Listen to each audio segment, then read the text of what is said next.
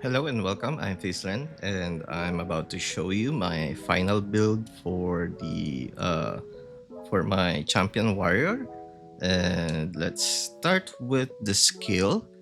I'm using the deadly ground, and if you combine this with the Adrastes wheel, it will turn into a fire damage.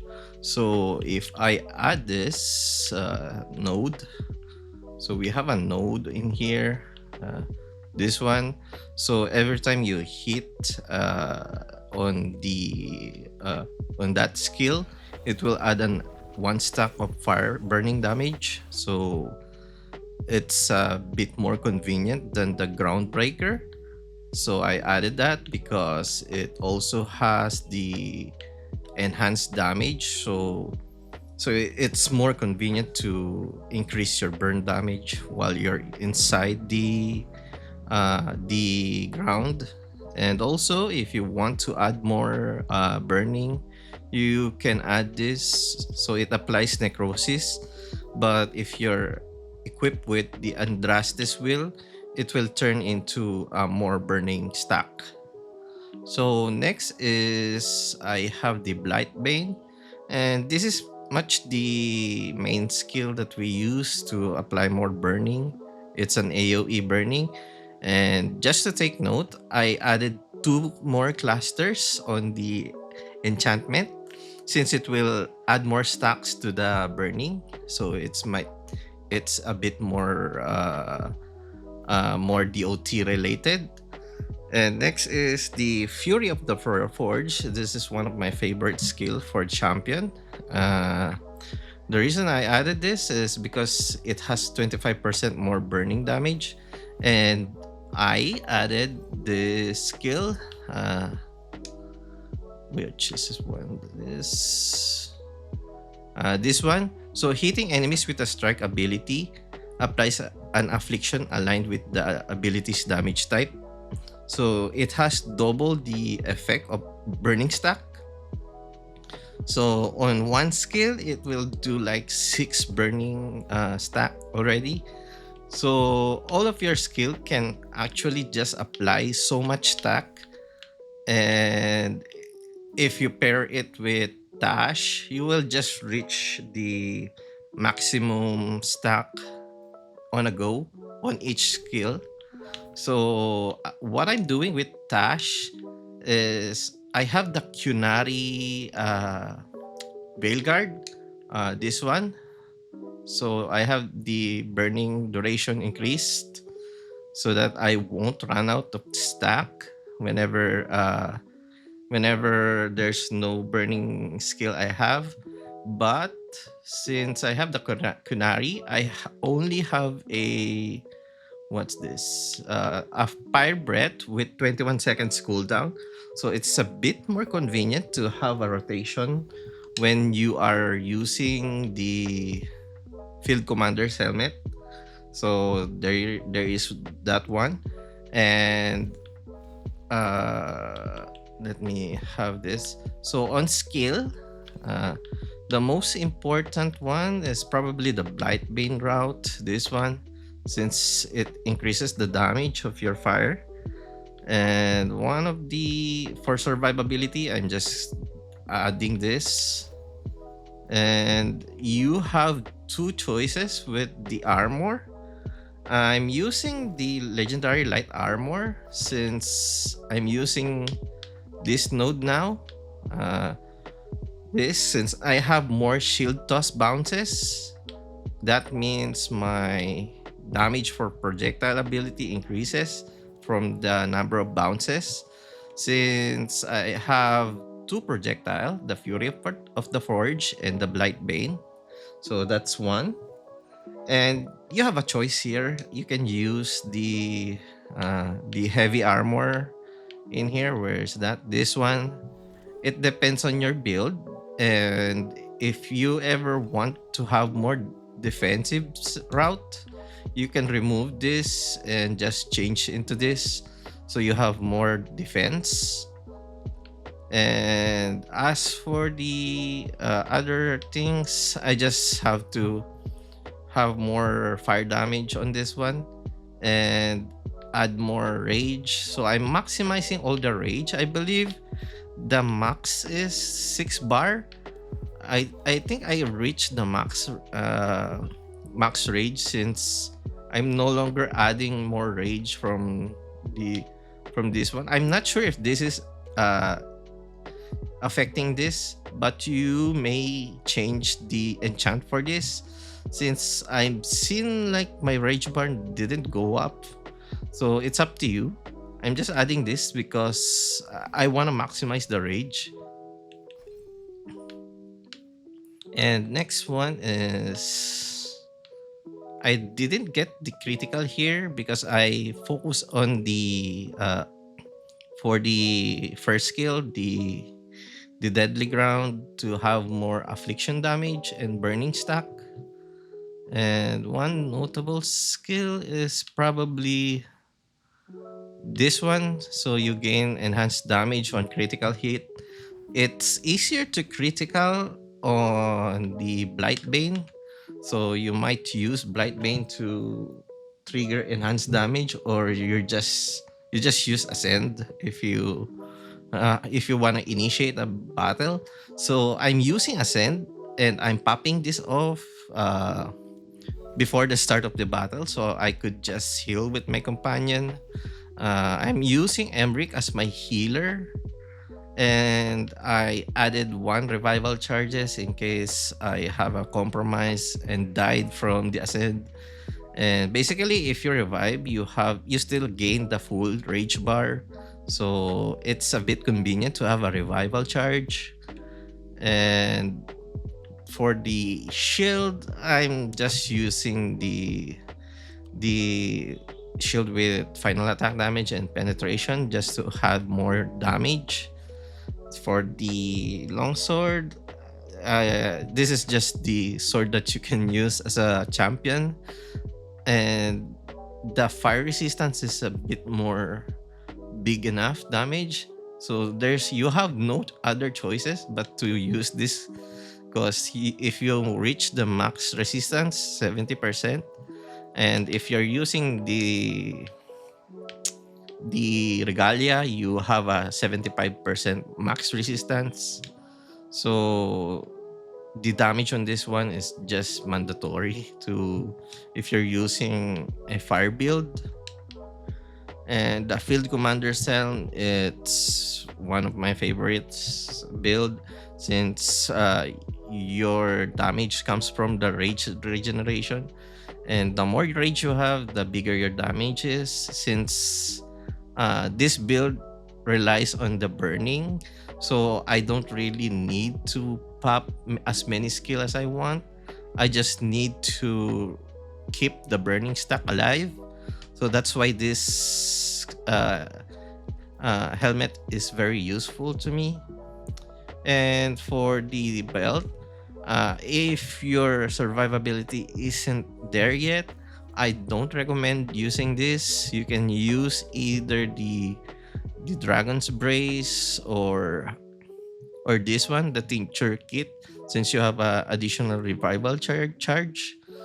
And since this is a one-way trip, since you don't have any heal from your belt, it only just heal like 5% of my HP, and you will really rely on your healer. Your your choices from healer is either Imric if you're on a Lich build. I have a Lich Imric with a Veilguard of the affliction damage, which will increase my burning stack damage. And his heal is very just okay. It's not the best heal. I believe the best heal comes from Belara, but the problem is that's all that she can do. And the reason why she is the best healer is because she has this. So she has a 2 heal whenever this skill triggers. It won't trigger the cooldown for this. So you have 2 heals on her. But the problem with Belara is all she can do is heal and trigger weaken on this build. and I pretty much prefer either Davrin if you're looking for a build centralized on flame weapon damage. Davrin is really good if you're a flaming weapon build, but I'm on the affliction damage, so I'm using the Lich Veilguard Imric since I have this Veilguard skill, so it increases my burning damage a lot. So that pretty much covers the skill. If you're looking for any more info, just comment below. And also this one, I forgot. This projectile ability will ignore the resistance. So since you have two projectile, and I believe this is also affecting the shield toss, since anytime I use shield toss, my damage goes up to 1k, 2k. So this is a very convenient skill, and maximum rage as well. So that pretty much sums up the build. So I think I also add this. So the area ability gains a 30% penetration. And if you notice, I have like Blight Bane here. So it increases the damage of Blight Bane. And pretty much also Deadly Ground. But the damage from this is just okay. It's not the best, but the buff from the area damage is what we are aiming for, and the affliction stack. So another one is, I believe this one. So your charge attack applies a bleeding, but if you're using Andraste's Will, it will change into a burning stack. So if your timer for burning is running out, just do a charge attack, or just do a full combo. Since we have this, apply burning on charge attacks while flaming weapon, or I believe this also do a burning stack on final attack. So that pretty much covers the build. So for companion, you can use Belara, Davrin, or Imric for the healer. But I prefer using Imric because I just need the Veilguard for his Lich. And he pretty much add more damage with the affliction damage bonuses. And I'm on the healing build, and also I have the weakened status build. So the the best part here is I can have a revival charge since I'm not on necrotic build, and pretty much that's the usage for him, just to heal, or if I'm full HP, I'm just gonna apply a weakened status. So that's pretty much what I'm doing with Imric. For Tash, I'm not using the Veilguard armor. What I'm using is overwhelmed enemies have reduced fire resistance. It's because of this skill. So I have a Spitfire on my skill slot. So whenever I have this, he has she has a chance to trigger a Spitfire automatically, and it's a free overwhelm status from her. So if I'm just spamming Fire Breath, there's a chance that she will pop a Spitfire. But if my Fire Breath is basically, my Fire Breath build is just to be that long to abuse this skill, so it reduces the resistance by 5% each time she breathes a fire. And if I already did this, I'm just gonna do this skill just to have Imric to do a weekend and just detonate it. I'm practically not the one detonating it, but it's mostly Stash. So that's what I'm doing. So on my axe build, I have the burning stack plus one, and also the burning damage as well. On the accessory, this one, the trinket. So just to increase her burning damage. So that pretty much covers the build. And for the axe, I'm just using this to have more affliction damage. And for the belt, yes, I'm using the fire belt. And the legendary amulet, I have the projectile ability. So basically, I'm just pumping up my Bright Bane and the Fury of the Forge. And this is the one of the best, but you have a choice here. You can use this. Where is that? This one, if you want to add more burning damage. But the problem is, I couldn't find the last part, which will add more damage from the burning stack, since you will have 9 burning stack if you complete this. So you have a choice if you want.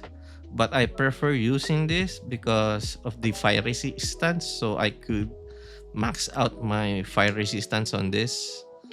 And pretty much that's why I'm using this. And you have the Andrastes wheel, which is the core reason why you're doing this for burning stack, since it's easier to stack with fire when you have deadly grounds. And that pretty much covers the weapon and the equipment. And ascend, it's just to increase the rage bar to max on the start of the battle. And I'm usually uh this one, it's optional, but I need to increase my normal attack damage. Whenever I'm finished with using ascend, I'm just gonna go back here with pierce or either scorch if I don't have the weapon, flaming weapon. But I'm usually using this, or if you want, you can use the other one. I believe this one, since most of the bosses are usually at the health bar fight, so you will deal more damage if you remove the armor or the barrier of the boss. So it's up to you, but I prefer using this since I'm on Nightmare. The defense of the bosses are just quite high at this point. So reducing their defense is just very convenient. So that's my build. If you have any questions, just comment below. Thank you, and see you soon. Bye. Going to be hot.